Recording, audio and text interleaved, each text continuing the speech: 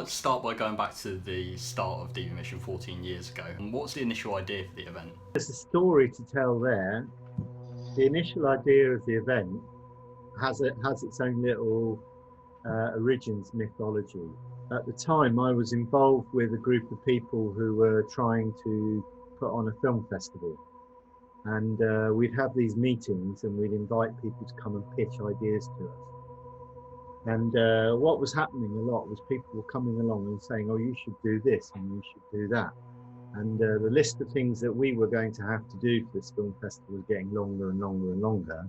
But the number of people actually doing anything was kind of not growing. So it got to the point where I was feeling a bit frustrated by this. And this guy I knew, Jinx Prowse, who was someone who was a friend, I knew him anyway, came along and said, you need to run a 48-hour film challenge because I've always wanted to do one and that would be fantastic.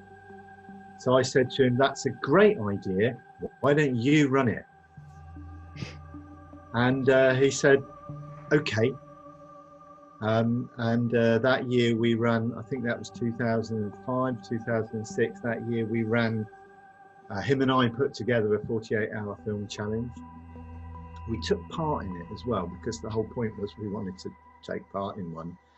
Although we disqualified ourselves from winning anything, so we weren't in the competition. I think there was only about 5 or 6 films made that year. It wasn't a big event. And we learned something very, very important from doing it, and that's not to let the judges decide the genre of the films, because they decided that the films would all be romantic comedies. And there was like a real sort of groan when they announced that. So we did a rom-com. It had a dog in it, and I think we did reasonably well.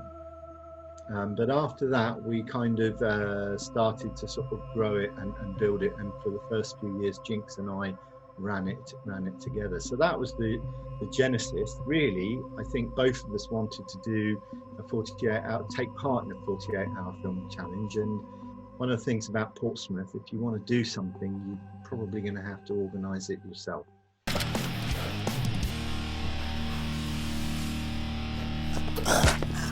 Nice. Let's go. In the past 14 years, there's bound to have been some ups and downs. Was there ever a year where you thought, right, it's just not going to happen this year? And if so, how did you resolve it? Something like DVMission on is always a bit of a struggle. And I would say that every year there's a sense of, will it happen? Sometimes that's because I'm going, I don't know if I want to do this again because it's quite a lot of work. Actually, I don't get to make the films. I get to enjoy the event, kind of, but I'm working at the event. So sometimes I do wonder, why? Am I crazy? I don't know. The real struggle is the funding. When we started, the UK Film Council existed, and through UK Film Council, we used to access funding through what was still called Screen South. And we used to get a regular budget every year. For the first 4 or 5 years, we would get quite a lot of money from them to run DVMission, and we also ran some little educational and networking things with that money as well. After the demise of the Film Council, all that funding got withdrawn. And so since then, really, it's either been paid for by myself or by Jinx, or sometimes we've had benefactors get involved.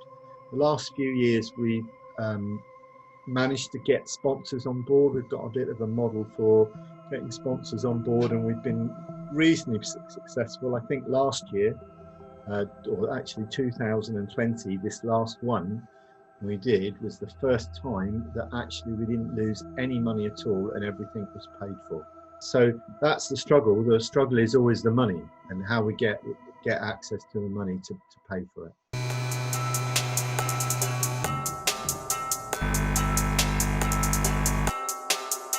You think you can enslave us, but you think you're on top of us. So obviously you said there's like a lack of money for the next one. Do you feel like there's a pressure to make the event bigger and bigger each time, or are you more interested in keeping it more intimate and a tight-knit community? Good question. Do we want DVMission to grow? And I think we kind of do, but there are certain constraints around it. For example, if we had 100 films in, that's 200 minutes worth of screening, could we actually screen them all? We'd need quite a big venue to get everyone in. I think we recognise that it is perhaps quite a tight community, that although there's new people involved every year, and we kind of have a lot of churn in terms of filmmakers, we get teams come in and they might kind of do it for 2 or 3 years, and well, some have been doing it for 15 years now. There's always new teams involved, but that actually that it really is a community of filmmakers that largely are drawn from the South Coast, Southampton, Solent region. But I think that we have a desire to grow the audience, so it's not just the filmmakers watching the films, that there are other people coming to see the films and to join in on the event, because it's absolutely amazing event. It's like having 30 rap parties all in the same room. It's kind of buzzing. So you must have seen hundreds of little 2-minute films over the years. What's the most ridiculous one that you've seen? We have a prize for the most astonishing special effect, and that doesn't necessarily mean it has to be a good special effect. It has to be something that kind of makes us go, wow, well, that was impressive. And it can be very, very DIY. Sometimes they don't even work very well, but they're just kind of very inventive and creative. So I would definitely recommend people go and have a look at some of the winners of the most astonishing special effect. They're all up on our YouTube. But I was talking to Jinx, the co-founder, Jinx Prowse, the co-founder.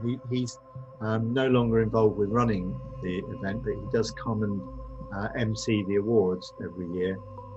And I asked him what he thought was the most ridiculous video of all, and he said it was the one with the zombie Jesus.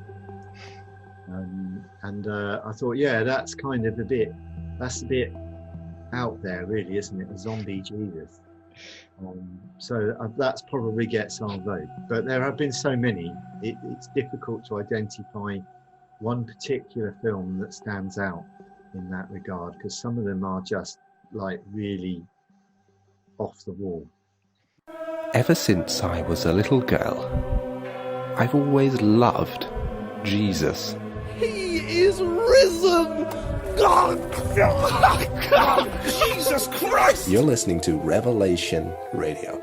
Look, the guy's been dead for 2,000 years. So what if he bites some freak in the neck? Is it ever noticeable that people have kind of like crumbled under the pressure when making the film, and it's kind of noticeable that they only did have 48 hours, or they generally quite well made?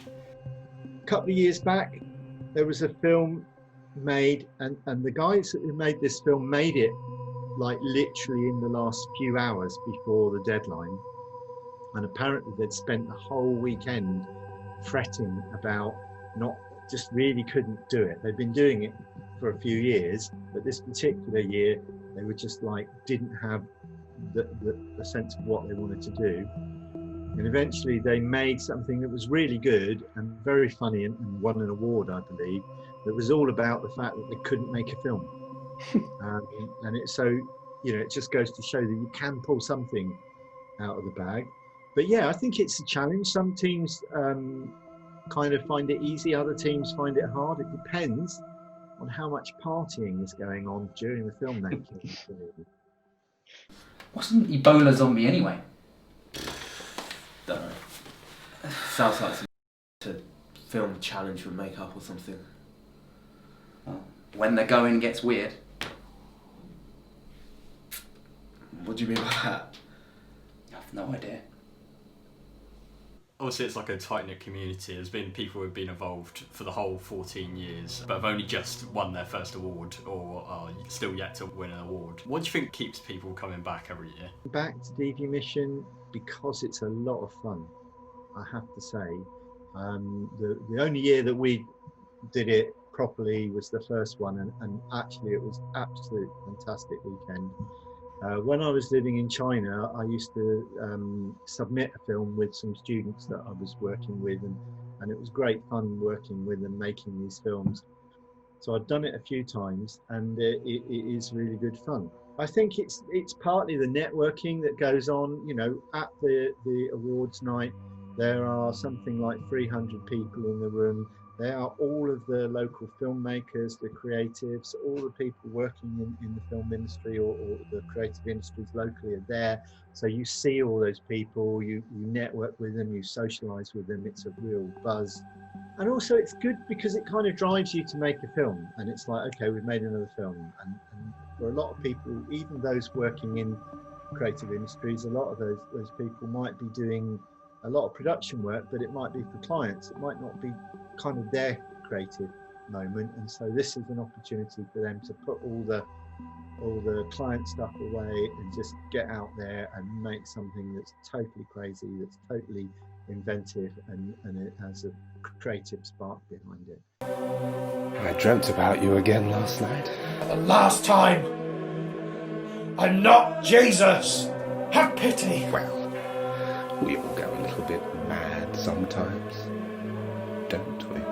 What would you say is the mission statement for DVMission?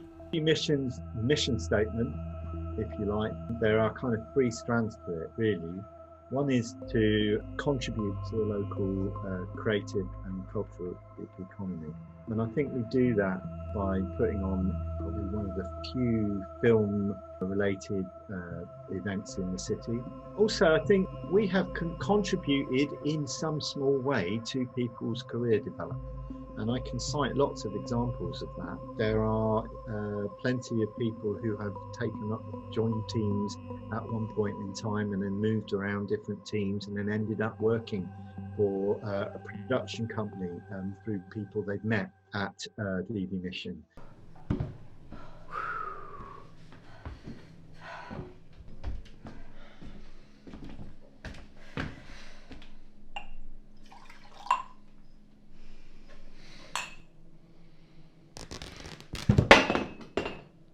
Of course, you're involved in the organisation of a lot of projects and events like this. How is the pandemic going to affect the way that you run these events in the future? 20 is a very challenging time on very many levels.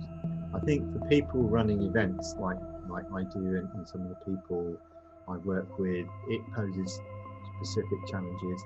I mean, it doesn't necessarily impact on us in terms of income, because a lot of what we do, myself and others, is kind of involuntarily. We do it voluntarily. We're volunteers. We're sort of creative, cultural activists, as it were.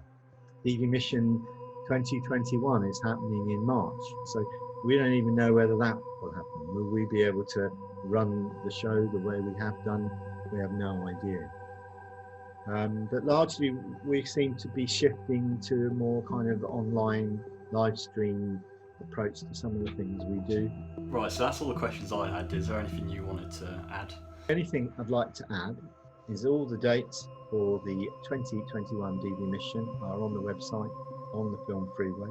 The site will be open for registration of teams from November, so you can start getting your team profiles up there. And we're looking forward to welcoming another 20, 30 groups of filmmakers to what will be I think the 15th or 16th DVMission 48-hour film challenge. Please join us.